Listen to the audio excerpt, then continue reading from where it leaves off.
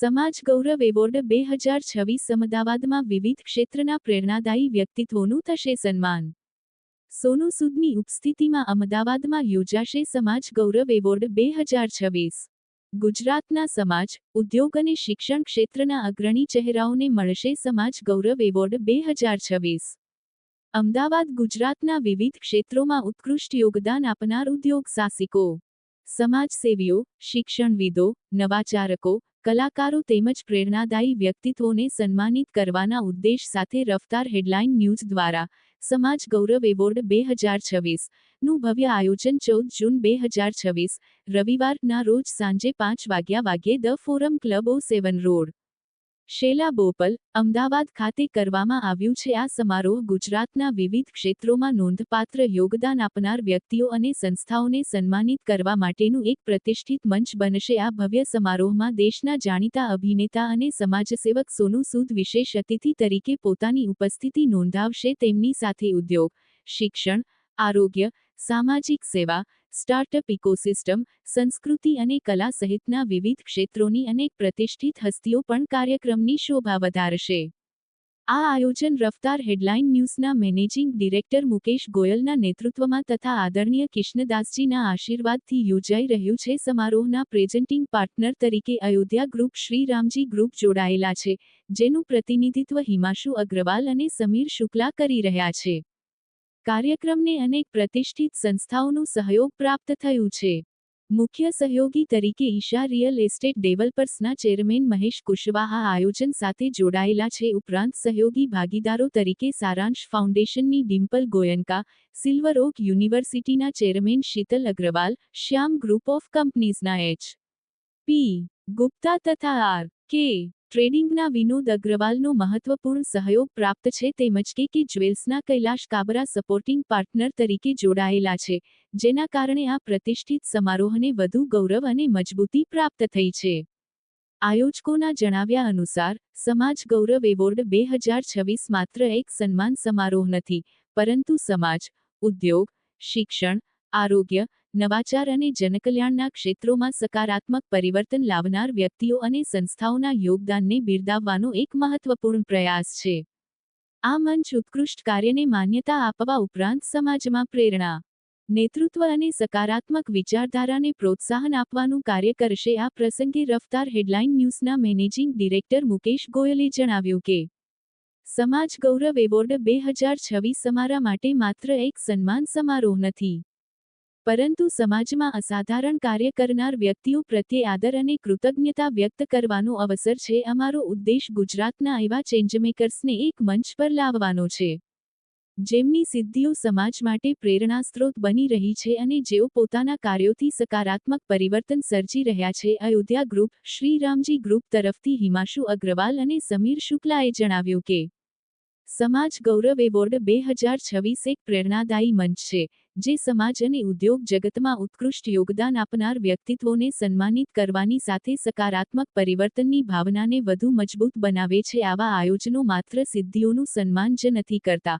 પરંતુ નવી પેઢીને નવાચાર, નેતૃત્વ અને સામાજિક જવાબદારી તરફ આગળ વધવાની પ્રેરણા પણ આપે છે. ઈશા રિયલ એસ્ટેટ ડેવલપર્સના ચેરમેન મહેશ કુશવાહે જણાવ્યું કે, સમાજ ગૌરવ એવોર્ડ 2026 માત્ર સન્માનનો મંચ નથી, પરંતુ સમાજ અને રાષ્ટ્રના વિકાસમાં મહત્વપૂર્ણ યોગદાન આપનાર અસાધારણ વ્યક્તિત્વોને યોગ્ય ઓળખ આપવાનો એક અર્થપૂર્ણ પ્રયાસ છે. અમને આ પ્રતિષ્ઠિત પહેલ સાથે જોડાઈને ગૌરવની લાગણી થાય છે. અમારો વિશ્વાસ છે કે આવા આયોજનો સમાજમાં मेरा नाम समीर शुक्ला है and I am one of the promoter of Shri Ram ji Ayodhya group. खास करके अवार्ड का एक आयोजन है, किस तरह का एड रहेगा, कितनी कैटेगरी रहेगी?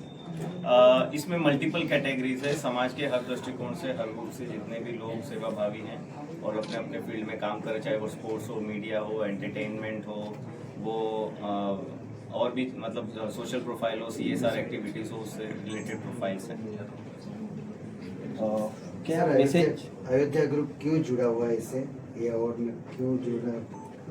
देखिए, श्री राम जी अयोध्या ग्रुप, आप नाम ही से आप अंदाज़ा लगा सकते हैं कि भगवान राम, भगवान कृष्ण और वसुदेव कुटुंबकम की भावना के साथ हमारे ये ग्रुप का आगाज़ हुआ है। हम लोग कई सालों से रियल एस्टेट में लैंड्स के और इस तरह के प्रोजेक्ट कर रहे हैं, लेकिन अगर आप हमारे ज़्यादातर जो प्रोजेक्ट विरमगाम में अगर आप वहाँ पता करेंगे तो आपको पता चलेगा कि वहाँ भी CSR के तहत हमने बहुत सारे कार्य किए हैं, चाहे वो स्कूलों में बुक्स बांटना हो, चाहे वो एरिया का डेवलपमेंट हो, एरिया में सर्कल बनाना हो, या वहाँ पे किसी भी और भी ऐसे गुप्त दान के जरिए किसी आर्थिक सहायता पहुंचाना हो तो हम कर ही रहे थे। लेकिन जब रफ्तार हेडलाइन के द्वारा मुकेश जी के द्वारा एक प्रयोजन किया गया कि समाज के इस तबके के लोग जो बहुत सारी मतलब अपने अपने फील्ड में मदद कर रहे हैं, बहुत सालों से एक्टिव हैं, ऐसे लोगों को अवार्ड देने का सम्मान देने का एक मौका, एक प्रोग्राम का आयोजन हम करने जा रहे हैं, तो हमें ऐसा लगा कि प्रत्यक्ष रूप से हमें क्यों ना इसका फ़ायदा उठाना चाहिए और ऐसे लोगों का आशीर्वाद लेना चाहिए जो समाज में इस तरह के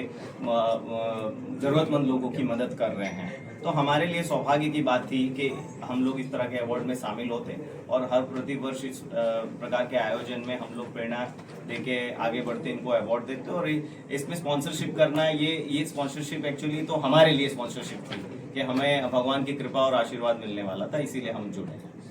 थैंक यू। और रहेंगे और किस तरह का कार्यक्रम पूरा रहेगा? सर, इसमें हमने बेसिकली 25 कैटेगरी चयन की है, जिसके अंदर सोशल की कैटेगरी ज़्यादा है, जो समाज के अंदर में जो सेवा का योगदान देते हैं। उसके अलावा हमने हॉस्पिटलिटी है, डॉक्टर्स हैं, बिजनेस के क्षेत्र में हैं, तो इस तरीके से हमने इसमें कैटेगरीज का चयन किया है। तो उसके अंदर में जिन लोगों ने भी अपनी कैटेगरी के हिसाब से जिन्होंने बहुत अच्छा काम किया है, जैसे कि अगर हमने डॉक्टर्स की कैटेगरी ली है तो डॉक्टर्स में ऐसा नहीं है कि जो उनका नाम बहुत वर्ल्ड रिकॉर्ड में होगा, बट हाँ वो डॉक्टर्स होंगे जिन्होंने बिना पैसे के, जिन लोगों को सहायता की ज़रूरत है, जिन लोगों को मदद की ज़रूरत है, तो बिना पैसे के भी उन लोगों ने उनके ऑपरेशंस किए हैं। तो जब हम उनका अनाउंस करेंगे तो वो हो सकता है कि वो नाम बहुत प्रसिद्ध नहीं हो, लेकिन हाँ समाज में उन्होंने सेवा देते हुए अपनी डॉक्टरी का जो लाभ है वो जनता तक पहुंचाया है। तो इस तरीके से हमने कैटेगरीज सेलेक्ट की है, जिसके अंदर में हमने ये ओपन रखा था ऑल ओवर इंडिया से। तो मैक्सिमम जो लोग हैं वो अहमदाबाद गुजरात के हैं, बाकी कुछ लोग इसके अंदर में बाहर से भी। खास करके कैसे ख्याल आया कार्यक्रम पूरा आयोजन करना है और चीफ गेस्ट में सोनू सूद आ रहे हैं? सर, सोनू सूद का हमने चयन इसलिए किया कि सोनू सूद एक जो पर्सनैलिटी है वो सिर्फ एक एक्टर नहीं है, वो एक समाज सेवी है। और अगर हम कोई समाज से रिलेटेड अगर कोई काम कर रहे हैं तो हमको एक चयन ऐसे इंसान का करना था जो खुद भी इस चीज़ को मानता हो, प्रोफेशनल नहीं हो वो इस चीज़ के अंदर। सोनू सूद कोई फाइनेंशियल चीज़ों से नहीं उनका इतना जुड़ाव है, वो खुद सेवा करने में विश्वास रखते हैं। तो हमने देखा भी है कोविड के टाइम पे, और वो वैसे भी बहुत डाउन टू अर्थ पर्सन है। तो हमको लगा कि जो लोगों को हम सम्मान देने का हम प्लान कर रहे हैं, और वो ऐसे एक व्यक्ति के हाथों से अगर दिलाया जाए जो खुद भी इस चीज़ में विश्वास रखता हो, तो इसके लिए हमने सोनू सूद से आग्रह किया, उनसे टाइम लिया। जब उन्होंने हमको समय दिया तब हमने ये प्रोग्राम का डेट का हमने अनाउंस किया कि 14 जून को उनके पास अवेलेबिलिटी भी समय की, तो उसके हिसाब से हमने ये अवार्ड 14 जून को क्लब हाउस 7 में रखा। Thank you.